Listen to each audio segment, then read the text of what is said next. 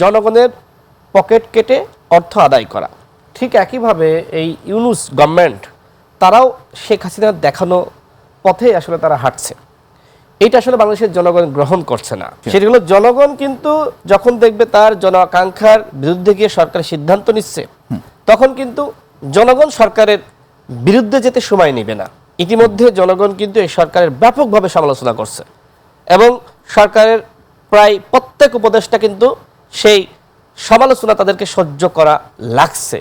যে এখন এই সরকারের সুবিধা মনে করেন যে ছাত্ররা ভোগ করতেছে বা একটি মহল বা গোষ্ঠী ভোগ করতেছে, বিএনপি তো এই সরকারের কাছ থেকে সুবিধা পাচ্ছে না, গণ অধিকার পরিষদ পাচ্ছে না, জামাত ইসলাম পাচ্ছে না, অন্যান্য দল পাচ্ছে না, অধিকাংশ স্টেক হোল্ডার, 7 কলেজের শিক্ষার্থী বলেন, প্রাইভেট বিশ্ববিদ্যালয়ের শিক্ষার্থী বলেন, মাদ্রাসার শিক্ষার্থীরা বলেন বা শ্রমজীবী যারা ছিল তারা কিন্তু এই সরকারের যে সুবিধা ভোগ সাধারণ মানুষ যারা তারা পাচ্ছে, কেউ তো পাচ্ছে না। সাধারণ মানুষ যদি পাইতো তাহলে তো ভ্যাট ট্যাক্স বাড়তো না। বছরের মাঝামাঝি সময়ে এসে এইভাবে শতাধিক পণ্যের উপরে ভ্যাট এবং ট্যাক্স বৃদ্ধি করা মানুষকে আসলে হতাশ করেছে। শেখ হাসিনার আমলে আমরা দেখেছি যে যখন তখন যে কোনো পণ্যে ভ্যাট বাড়ানো, এর মানে কি? এর মানে হলো যখন সরকার আসলে চলতে পারছে না, তার রাজস্ব কমে গিয়েছে, তখন জনগণের পকেট কেটে অর্থ আদায় করা। ঠিক একইভাবে এই ইউনূস গভর্নমেন্ট তারাও শেখ হাসিনার দেখানো পথে আসলে তারা হাঁটছে। এটা আসলে বাংলাদেশের জনগণ গ্রহণ করছে না। আমরা এই জন্য এর আগেই বলেছি যে এই যে ভ্যাট ট্যাক্স বাড়ানো হলো শতাধিক পণ্যের উপর এবং অর্থ বছরের মাঝামাঝি সময়ে এসে এটি প্রত্যাহার করতে হবে। অবশ্যই সরকারের কানে গিয়েছে। আমি দেখলাম যে অর্থ উপদেষ্টা তিনি বলছেন যে রমজানের আগে আর কোনো পণ্যের উপরে ভ্যাট এবং ট্যাক্স বাড়ানো হবে না। এই যে তার ভাষা দেখেন, এই একই ভাষায় কিন্তু আওয়ামী লীগের মন্ত্রীরা কথা বলতো। তো এইভাবে তো আসলে একটি দেশ চলতে পারে না। এই অন্তর্বর্তীকালীন সরকার তো গণ অধিকার পরিষদের সরকার, বিএনপির সরকার, জামাতের সরকার, অভ্যুত্থানে যারা ভূমিকা রেখেছে প্রত্যেকের সরকার, বৈষম্য বিরোধী ছাত্র আন্দোলন, জাতীয় নাগরিক কমিটি বলেন বা যত সংগঠন আছে আমাদের সবার না, এই গণ অধিকারের সরকার বা ছাত্র জনতা বা সকলের সম্মিলিত, মানে যারা আপনারা যারা বা সবাই সাধারণ মানুষ বা আমরা যারা সবাই এই সরকারকে আনলো বা সমর্থন জানালো, তাহলে আপনি বলছেন যে সেই সরকার শেখ হাসিনার পথে হাঁটছে, এটি কেন? মানে এই প্রশ্নটা কেন আসছে? কেন আসছে আপনি তো ব্যাখ্যা করেছি যে শেখ হাসিনা যেভাবে রাত নাই দিন নাই যখন যা মন চায় একক সিদ্ধান্ত নিয়ে করত, ঠিক একইভাবে এই যে শতাধিক পণ্যের উপরে ভ্যাট এবং ট্যাক্স বাড়ালো, এইটাও তো সরকারের একক সিদ্ধান্ত। কোনো গোষ্ঠীর সাথে, সংগঠনের সাথে, দলগুলোর সাথে, এমনকি যারা ছাত্ররা তাদের সাথে বসেও এই সিদ্ধান্ত সরকার নেয়নি। আচ্ছা, এখন শেখ হাসিনা যেভাবে একক স্টাইল ফলো করত, আমরা কি বলতাম? আমরা বলতাম যে এই সংবিধান শেখ হাসিনাকে ক্ষমতা এককভাবে কুক্ষিগত করার সুযোগ দিয়েছে।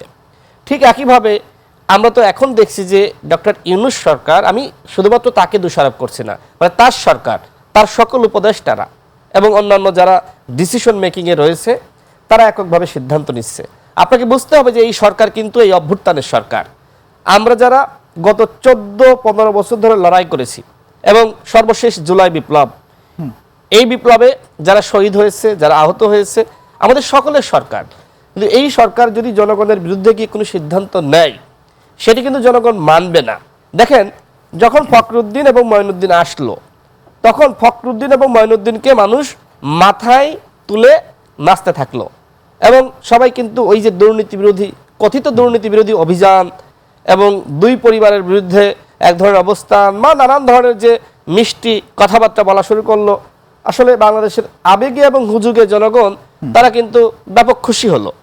কিন্তু একটা সময় গিয়ে দেখা গেল যে আসলে ফখরুদ্দিন, মঈনুদ্দিন আসলে যারা মাথায় তুলে নাচতেছিল তাদের বিপক্ষে অবস্থান নেওয়া শুরু করলো। তখন মানুষ কি করলো? তখন মাথা থেকে ধপাস করে ফেলিয়ে দিল মাটিতে এবং ওই সরকার কি করলো? কোনো মতে একটা ইলেকশন দিয়ে আওয়ামী লীগের হাতে ভারতের পৃষ্ঠপোষকতায় ক্ষমতা দিয়ে তারা কিন্তু পালালো, তারা পালিয়েছে। সেগুলো জনগণ কিন্তু যখন দেখবে তার জন আকাঙ্ক্ষার বিরুদ্ধে গিয়ে সরকার সিদ্ধান্ত নিচ্ছে, তখন কিন্তু জনগণ সরকারের বিরুদ্ধে যেতে সময় নেবে না। ইতিমধ্যে জনগণ কিন্তু এই সরকারের ব্যাপকভাবে সমালোচনা করছে এবং সরকারের প্রায় প্রত্যেক উপদেষ্টা কিন্তু সেই সমালোচনা তাদেরকে সহ্য করা লাগছে। অভ্যুত্থানের পরে যদি আসলে আপনার সকলকে নিয়ে সবার স্টেক হোল্ডার নিশ্চিত করার মাধ্যমে, জাতীয় ঐক্য সংহতি প্রতিষ্ঠা করার মাধ্যমে এই সরকার রান করতো, তাহলে কিন্তু এই সমালোচনা এককভাবে ডক্টর ইউনূস বা এখন যারা এই যে বৈষম্য বিরোধী ছাত্র আন্দোলনের পক্ষ থেকে যে নমিনেটেড উপদেষ্টা পরিষদ, তাদেরকে কিন্তু শুধুমাত্র গ্রহণ করা লাগতো না, সবাই মিলে আমাদের সমস্যা আমরা মোকাবেলা করতে পারতাম।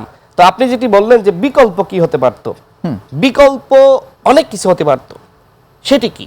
সেটি হলো যে সরকারের যদি রাজস্ব ঘাটতি থাকে এবং দেশ চালাতে সমস্যা হয়, সরকার তাহলে যারা এদেশের রাজনৈতিক স্টেক হোল্ডার তাদেরকে ডাকতে পারত, যারা ব্যবসায়ী রয়েছে তাদেরকে ডাকতে পারত, যারা ছাত্ররা রয়েছে বা সুনাগরিকবৃন্দ, আইনজীবীরা বলেন, শিক্ষকরা বলেন, সবাইকে নিয়ে একটি সংলাপের আয়োজন করে বলতে পারতো যে আমাদের এই সমস্যা হচ্ছে, দেশ চালাতে আপনাদের মতামত পরামর্শ কি, আপনারা কি চান, কিভাবে কি করণীয়, কি করা দরকার।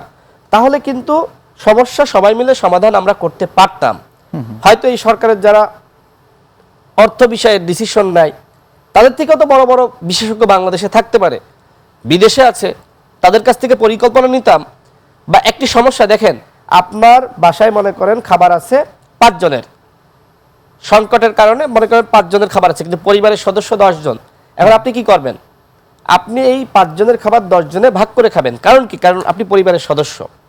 কিন্তু যখন এমন হয়ে গেল যে আসলে 2টি পরিবার মিলে ভাগ করে খেতে হবে, কিন্তু একটি পরিবার বেশি পাচ্ছে আর একটি পরিবার পাচ্ছে না, তখন কি হবে? তখন কিন্তু ওই 2 পরিবারের মধ্যে কিন্তু ওই খাবার নিয়ে দ্বন্দ্ব শুরু হয়ে যাবে। তো এখন সমস্যাটা হয়ে গেছে এইখানে যে এখন এই সরকারের সুবিধা মনে করেন যে ছাত্ররা ভোগ করতেছে বা একটি মহল বা গোষ্ঠী ভোগ করতেছে, বিএনপি তো এই সরকারের কাছ থেকে সুবিধা পাচ্ছে না, গণ অধিকার পরিষদ পাচ্ছে না, জামাত ইসলাম পাচ্ছে না, অন্যান্য দল পাচ্ছে না, অধিকাংশ স্টেক হোল্ডার, 7 কলেজের শিক্ষার্থী বলেন, প্রাইভেট বিশ্ববিদ্যালয়ের শিক্ষার্থী বলেন, মাদ্রাসার শিক্ষার্থীরা বলেন, বা শ্রমজীবী যারা ছিল তারা কিন্তু এই সরকারের যে সুবিধা ভোগ করতে সাধারণ মানুষ পারছে না। যারা তারা পাচ্ছে, কেউ তো পাচ্ছে না। সাধারণ মানুষ যদি পাইতো তাহলে তো ভ্যাট ট্যাক্স বাড়তো না।